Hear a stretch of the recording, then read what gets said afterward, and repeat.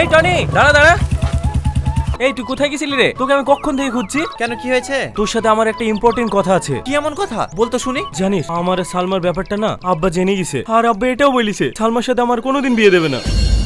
তাহলে এখন কি হবে? আরে ওটার জন্যই তো তোকে বলছি। এ ভাই প্লিজ ভাই, আজ রাতের মধ্যে সালমার সঙ্গে দেখা করে দে না ভাই, প্লিজ ভাই প্লিজ। দেখে দেখি হাত ছাড়, আমি এসবের মধ্যে নাই। আর তোর সাথে সালমা দেখা করে দিছিলাম বলে তোর আব্বা আমাকে অনেক কিছু বলিছে, আমি এসব আর করতে পারবো না। তুই এরকম বলিসনি ভাই, তুই শুধু আজকের মতো ওকে নিয়ে আয়, আমি ওখানে সবকিছু বলে ওখানে সব সম্পর্ক শেষ করতে চাই। আচ্ছা তোকে একটা কথা বলবো, তোদের মতন ছেলেদের জন্য না আজ মানুষের ভালোবাসার প্রতি বিশ্বাসটা হারিয়ে যায়। তোর আব্বা ওর সাথে বিয়ে দেবে না বলি তুই তোর ভালোবাসার মানুষকে ভুলে যাবি? দেখ ভাই, তুই যদি আমার জায়গায় থাকতিস তাহলে ঠিক বুঝতে পারতিস। আরে বোঝাবুঝির কে আছে রে? তুই দেখে নিস, আমি যাকে প্রেম করি আমি তাকে বিয়ে করবো। আমি জানি তুই পারবি, কিন্তু আমার এই শেষবারের মতো উপকারটা করে দে না ভাই। ঠিক আছে, কখন নিয়ে আসতে হবে? আজ রাত 9টার সময় সালমাদের বাড়ি পিছনে।